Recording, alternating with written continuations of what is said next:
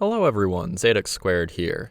Today I want to show off a PvP build. I don't normally show off PvP builds, but this is the one that I've been running, and since I'm definitely not a PvP player, I'm a PvE player, it might be nice for some of you who are PvE players to see what I'm running, to see what you could run. So this is going to be another Titan build. I am running on Arc Titan, and I'm combining the power of Mark 44 Standicides and Juggernaut, which is one of Titan's aspects on Arc. This is a fairly aggressive playstyle, utilizing Juggernaut and Mark 44 Standicide's abilities to give you an overshield while you're running, to basically just turn you into a running tank. I then pair this with some form of shotgun. My go-to shotgun is Gnora's Axe, which is a Crucible slug shotgun, but I've also used the new Raid Exotic shotgun with it, and a few others as well, and they all perform pretty well. Kinda just depends on what your preference for a shotgun is. Alongside this, I'm running some form of mid-range weapon. I've run both pulse rifles and SMGs with great effect, but use whatever you want, and if you don't have an exotic already, you can run an exotic alongside this, and it would work really well here. Moving on to the class abilities, I'm running Thruster, which has a slightly lower cooldown than either of the two barricades, meaning it'll come back up faster, which is great for what we're trying to do with Juggernaut.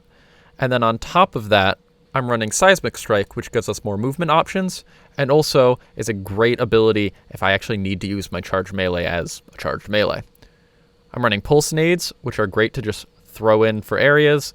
It acts like a Storm Nade. It doesn't travel, but it does do a little bit more damage and is great at holding a doorway or a tunnel.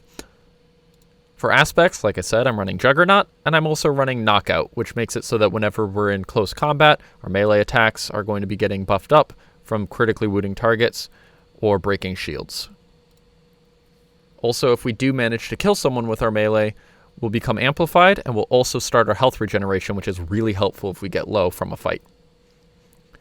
For fragments, I'm running Spark of Haste, Spark of Focus, and Spark of Resistance, which just makes us a little bit tankier, and also helps with getting our class ability regeneration back. And finally, Spark of Haste is great because we are going to be running a lot, and getting increased resilience, recovery, and mobility means that I can have a lower total stat roll and bump up more things. For example, I am running 10 discipline and 9 strength here. It's just helping get my resilience, which is now a 7 because I've put so many points into discipline and strength, up to a 10 while we're running. For mods, just run whatever targeting or unflinching mods that you need for whatever weapons you're running to make it so that you're doing slightly better. That's just pretty standard for Crucible loadouts. I have also, for anyone who's interested, tried to use this build a little bit in PvE. I don't currently have any footage because last time I tried was a few seasons back. Unfortunately, the overshields aren't quite enough to be able to make it viable for a melee build in endgame content like GMs, but it is fairly good for just general, strikes or activities in patrol or whatever, to just, have some fun running around and getting an overshield. Unfortunately, it's just not enough damage resistance on top of the overshield to really do anything with it. So for general gameplay, I'm just basically being hyper aggressive. I am running at enemies using the fact that I have this massive overshield to just tank large shots. I can easily take a sniper shot, sometimes even a heavy shot, if I have both overshields completely filled up. And it just lets me be able to run into situations that I wouldn't normally be able to, which can, first off, get me information on where enemies are. Second off, it can help tank ammo. So, in a situation like this, someone's going to shoot me with their sniper shot. They no longer have that sniper shot until either they pick up more special or they die. So that's just getting one of their special ammo out of the pool. And then on top of that, it helps me get close. So if I have this overshield, I can run in, shotgun someone. If I hit my headshot, they're dead instantly. If not, I can instantly melee kill them from half health.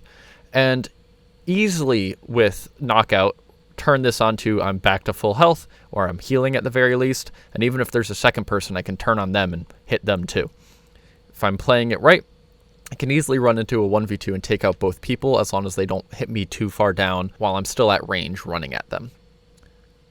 And then once you're out of special ammo, you can just sit back with your primary ammo weapon and just plink plonk away at guys at range. I'm using the Immortal here. It's the new SMG from Trials, but I've also used stuff like BXR. It has a little bit more range, but it's not going to be able to convert into these close range fights if you're putting yourself into close range quite as well. So that's why I'm currently using the Immortal. But the BXR also works really well.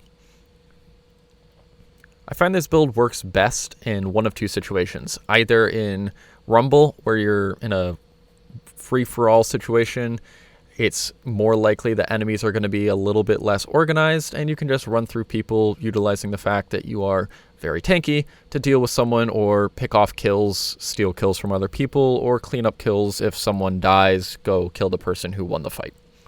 It's also really good in 3v3s, either in comp or in trials. There's less people to worry about, so you're less likely to get instantly burst down by a team of 6 all shooting at you.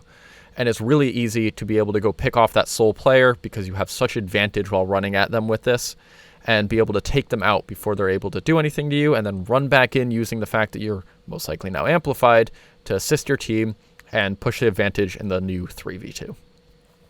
All in all, this build is incredibly strong for playing the aggressive frontliner. It gets you a lot of information. It can help you pick off solo players. It can help you fight in a 1v2 or even a 1v3 situation. I have won a few of those as well. And it's just very effective in order to support your team and push the advantage early. Even if you have someone like a sniper or a scout sitting back trying to snipe people, it's helpful to be able to get into the fray and pick people off or create chaos so that no one's noticing the sniper looking down lane ready to take someone out, pushing people out from behind cover, stuff like that. Even if you're not winning your fight, as long as you aren't dying, and it's very easy to stay alive with this build as long as you play it right, it's helpful for your team because it's causing chaos, it's getting information, which is useful, especially if you're in a 3v3 situation talking with your team while you're doing it. Anyway, I've been Zadex Squared. If you have any questions about this build, please feel free to ask them down in the comments below. And if you have any suggestions for other builds that I could try out and show off on the channel, please let me know there too. I'd love to show them off to you guys and see what we can come up with together. Until next time, everyone. See you later.